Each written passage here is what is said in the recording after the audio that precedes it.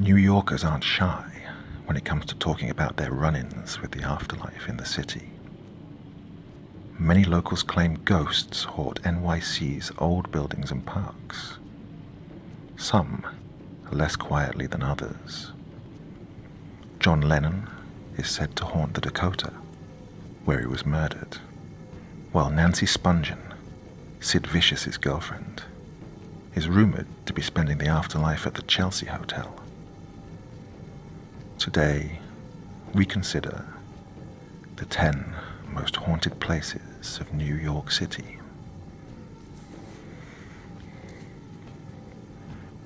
The Morris Jumel Mansion.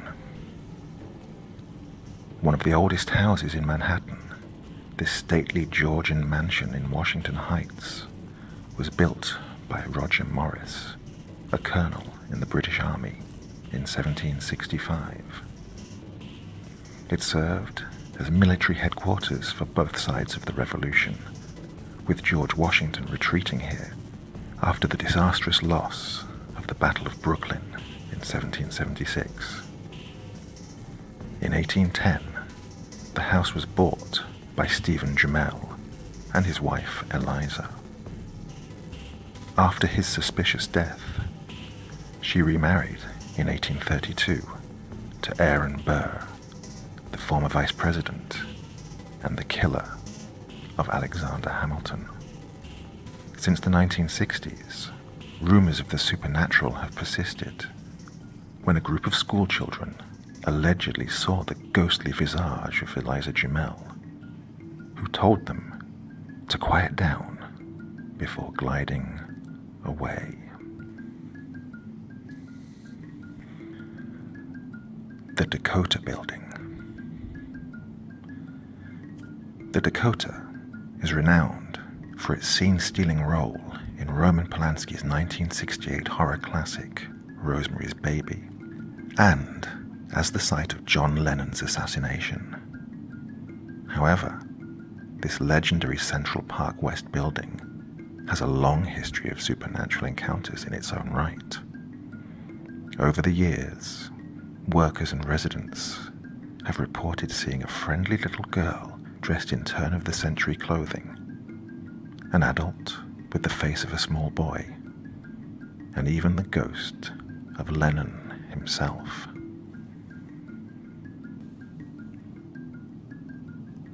The Campbell Apartment. The Campbell Apartment was once the office and salon of financier John W. Campbell, who died in 1957. According to current owner Mark Grosich, employees have felt strange presences, including something pushing them from behind and bursts of cold air. And some have even reported seeing an old, fashionably dressed couple sitting and having a cocktail on the balcony when the place was completely closed. The House of Death. This beautiful townhouse has been called the most haunted building in New York City, with as many as 22 ghosts calling it home, earning 14 West 10th Street the title, the House of Death. Mark Twain lived here from 1900 to 1901 and claimed that he himself experienced supernatural incidents. Throughout the 20th century, this was the site of several gruesome incidents, including a murder-suicide and the beating to death of 6-year-old Lisa Steinberg. The spectre of Twain himself has been seen ascending the staircase on many occasions.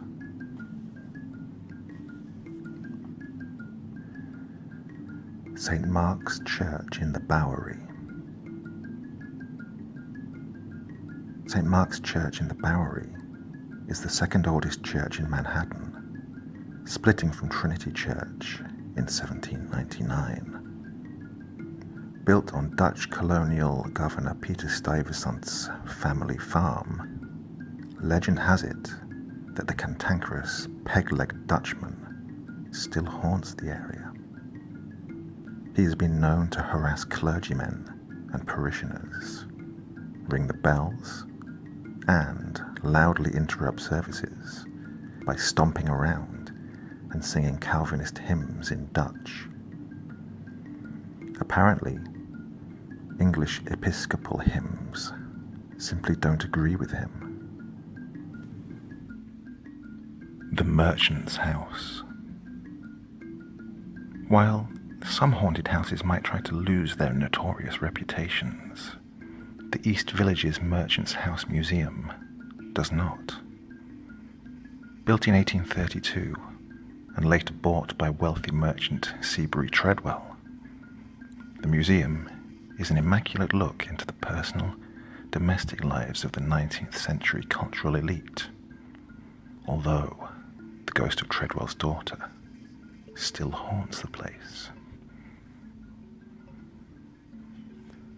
The Manhattan Well.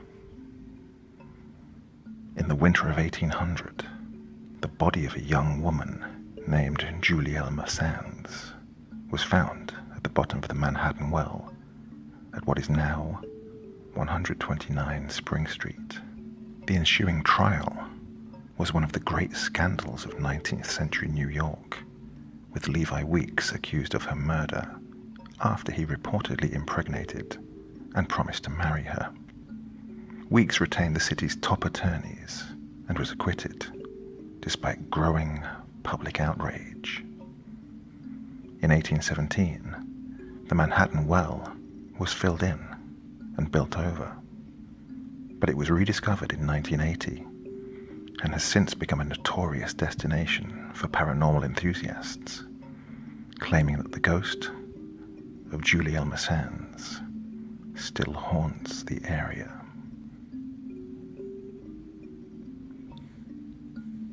The Conference House. Located at the southernmost tip of Staten Island, this colonial manor was used by Loyalist Colonel Christopher Billop as a way station for British forces during the Revolutionary War. It also hosted the unsuccessful Staten Island Peace Conference on September 11th, 1776, with Benjamin Franklin, John Adams, and Edward Rutledge in attendance. In 1779, Billop suspected a 15-year-old serving girl of spying for the rebels and allegedly killed her by throwing her down a flight of stairs. Supposedly, her ghost can still be heard screaming today. What's more, the area was also used as a Lenape Indian burial ground for thousands of years before European contact. The Lefferts Laidlaw House. In Wallabout, an 1840 Greek Revival home, a stone's throw away from the Brooklyn Navy Yard, there may be a sinister secret. One December evening in 1878, resident Edward F. Smith reported hearing a knock at his door, but when he went to answer, there was no one to be found. The knocking persisted, while the back doors and windows were violently rattled and banged. The unseen tormentor continued harassing Smith until he called the police. While the cops staked the area out, someone, or something, hurled a brick through the dining room window, despite the fact that multiple officers were standing right outside. 85 West 3rd Street. Now part of New York University's Furman Hall, 85 West 3rd Street was once occupied by Edgar Allan Poe for 8 months in 1844 and 1845. This was when he wrote his classic story, The Cask of Amontillado, and at least part of The Raven. Nowadays, the only part of the original residence that remains is the banister, and Poe's ghost has been seen climbing it by spooked law students.